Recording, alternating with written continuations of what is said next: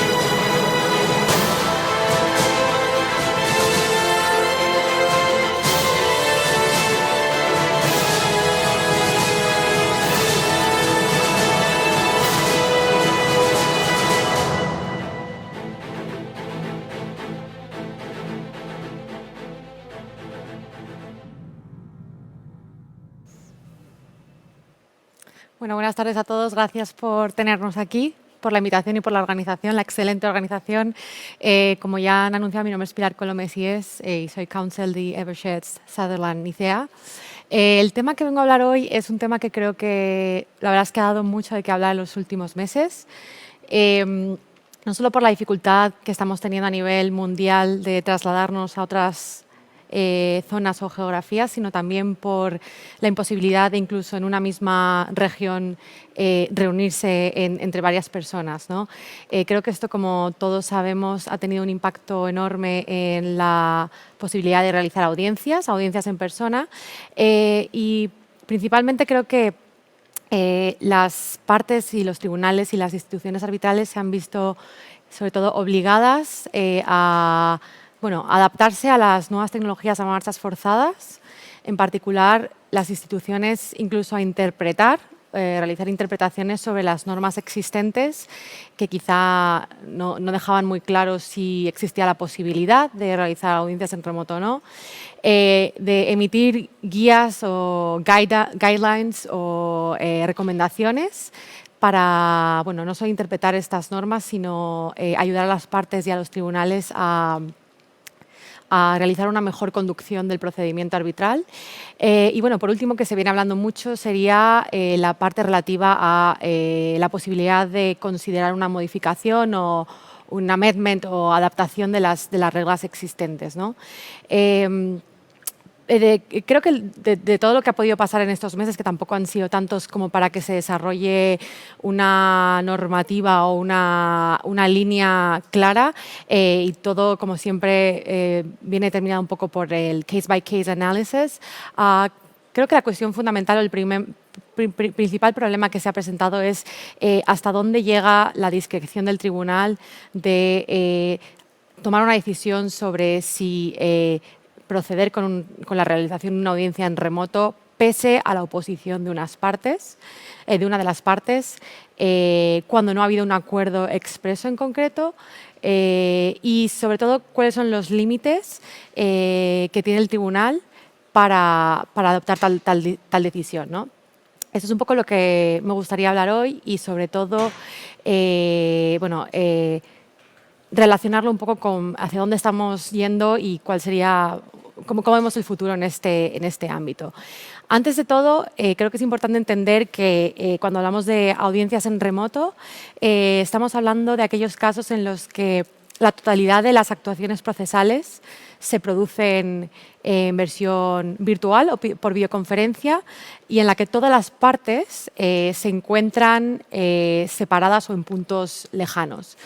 Esto es importante distinguirlo de aquellas situaciones en las que, quizá por circunstancias específicas del caso o por la imposibilidad de un testigo o de un perito de trasladarse hacia el venue, en determinadas ocasiones se acuerda que dicho interrogatorio pueda realizarse mediante videoconferencia. Creo que todos, casi todos estaremos de acuerdo en que la mayoría de las reglas procesales de arbitraje dan la posibilidad de que en situaciones excepcionales un determinado interrogatorio de perito o testigo se pueda realizar en remoto. Y lo mismo con respecto a los Case Management Conferences, que serían aquellos casos en los que la audiencia pretende discutir o resolver cuestiones meramente procedimentales y que, en general, no solo se da discreción a los tribunales, sino que las partes, incluso sin interés de las partes, que esto se realice por teléfono o incluso por videoconferencia, ¿no? Dicho esto, creo que lo interesante de este caso, de esta situación, es analizar un poco cómo se vienen resolviendo estas situaciones en las que los tribunales se han visto forzados a decidir si una determinada audiencia que estaba fijada, cuya fecha estaba fijada, se puede realizar en remoto o no. Y para eso el punto de partida sería básicamente ver cuál es el acuerdo de las partes al respecto. Como todos sabemos, pues este se encuentra bien en la cláusula arbitral, vienen las reglas procesales que las partes han elegido, a las cuales las partes han elegido someter su controversia, o incluso en lo que se llama el acta de emisión o Terms of Appointment, que se suele emitir en los comienzos de los arbitrajes, ¿no? Las soluciones, digamos, son claras en dos casos, desde mi punto de vista. El primer caso sería pues que las partes efectivamente hubiesen previsto o acordado que la audiencia se pueda realizar en remoto. En ese caso, pues el tribunal, como es lógico, procedería de conformidad con el acuerdo de las partes. La segunda sería aquellos casos en los que las partes hubiesen decidido que la audiencia tiene que realizarse necesariamente en persona, en cuyo caso parecería que el tribunal no podría separarse de esa decisión mutua de las partes o ese acuerdo de las partes, sobre todo por el riesgo que ello conllevaría de una posible anulación de un laudo bajo el artículo 5.1b de la Convención de Nueva York. Entonces, lo lógico en esos casos sería, bueno, siempre ajustarse al acuerdo de las partes. El punto quizá más controvertido sería qué ocurre cuando ni la cláusula arbitral, que no suele ser el caso, por lo menos en una situación pre-COVID, ni los reglamentos, ni las actas de emisión regulan específicamente la posibilidad. Y la cuestión queda un poco, digamos, en un vacío, ¿no? Un vacío normativo, por así decirlo. En esos casos, bueno, lo que el tribunal se viene haciendo es hace uso de las facultades o el poder discrecional que se le confieren la mayor de los reglamentos arbitrales para, digamos, tomar una decisión al respecto, ¿no? Si procede o no procede acordar que la marcha del procedimiento se realice mediante una audiencia en remoto o, por el contrario, no. En este sentido, bueno, esto evidentemente estamos hablando de un caso en el que las partes no han acordado nada al respecto y en el que normalmente lo más normal es que una de las partes se oponga, ¿no? Y decida que se opone a que la audiencia se realice en remoto, ¿no? En ese sentido, bueno, se han visto, hay poca jurisprudencia al respecto, ¿no? Y pocos hay publicado, pero se ha visto una serie de argumentos, algunos con mayor fuerza que otros.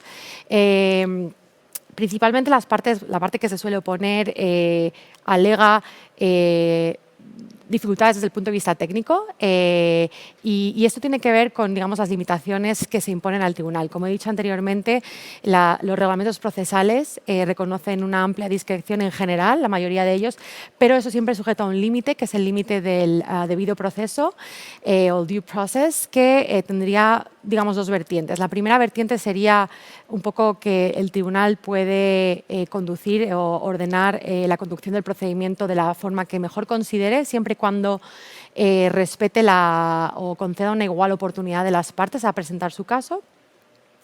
Y la segunda, que es bueno, muy similar a la anterior, que sería que tengan como equal right to be heard, ¿no? Como la misma posibilidad de ser escuchados o mismas posibilidades de presentar un caso con todas las garantías. Es sobre estas bases sobre las que la mayoría de las partes que se oponen suelen argumentar que, bueno, que debido, digamos, a dificultades técnicas, países con menos desarrollo desde el punto de vista tecnológico se ven, digamos, en una situación de desigualdad con respecto a sus contrapartes, ¿no? Por bueno, una lentitud en el procedimiento, una imposibilidad de presentar su caso adecuadamente porque no se les escucha bien o hay interrupciones.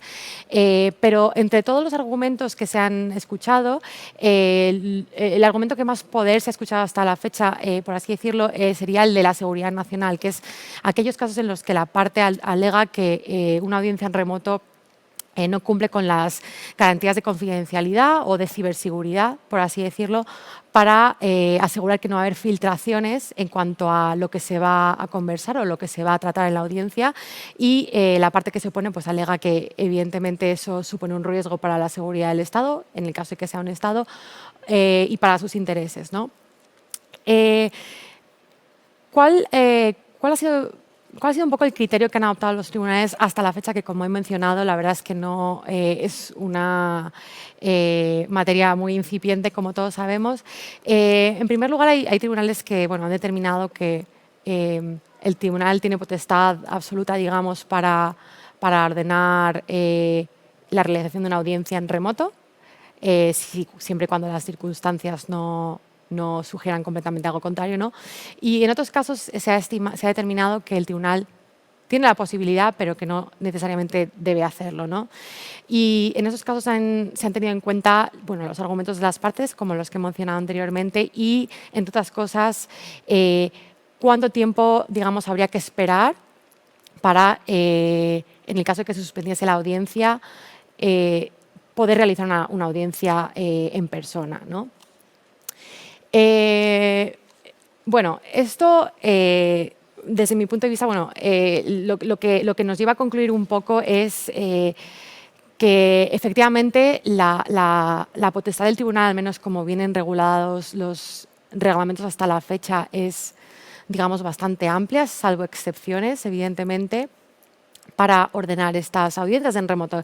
Y la pregunta que me gustaría lanzar un poco hoy es si en una situación post-COVID, bueno, si en una situación en la que nos encontramos actualmente, tal y como están los reglamentos redactados, se está considerando que los tribunales tienen esta potestad.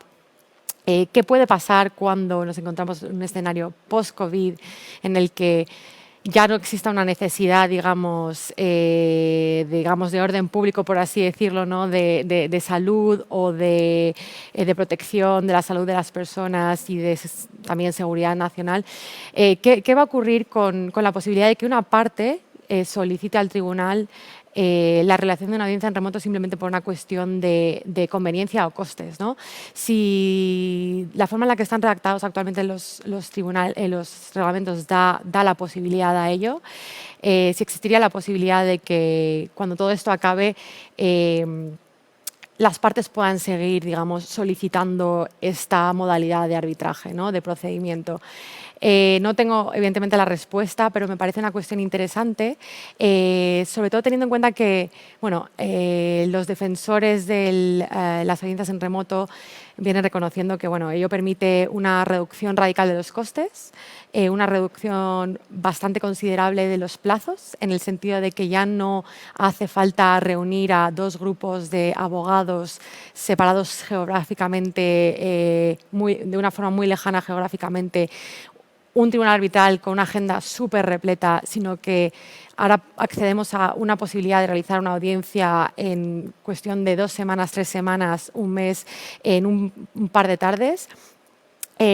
Si esto se va a presentar como una posibilidad real en el futuro y sobre todo si desde el punto de vista, bueno, si esto se va a convertir en una cuestión, digamos, una cuestión estratégica más de los arbitrajes, en el sentido de, a la hora, por ejemplo, de nombrar un tribunal arbitral, si se va a tener en cuenta en un futuro, digamos, lejano, la propensión de un determinado árbitro o no a ordenar esa audiencia, o como una cuestión estratégica más del arbitraje, tal como podría ser la elección del idioma o los idiomas, o salvando las diferencias, la elección de la sede, ¿no? Esto, por supuesto, son preguntas a futuro. Hay que decir que, bueno, con respecto a las dos modalidades, existen defensores, como ya he dicho, de las audiencias en remoto, que consideran que los sistemas actuales están funcionando muy bien y que permite una reducción de costes y los tiempos del arbitraje, la duración de los arbitrajes, que son especialmente las principales críticas del arbitraje internacional. Y luego estarían los que se oponen a que esto sea un poco el futuro, que son aquellos que defienden la importancia de la inmediación, la importancia de, de la magia del momento, ¿no? La magia del interrogatorio en momento, y los que defienden, bueno, que los que se llevan las manos a la cabeza un poco preocupados por la posibilidad de que se preparen a los testigos o a los peritos, ¿no? El riesgo que eso podría conllevar.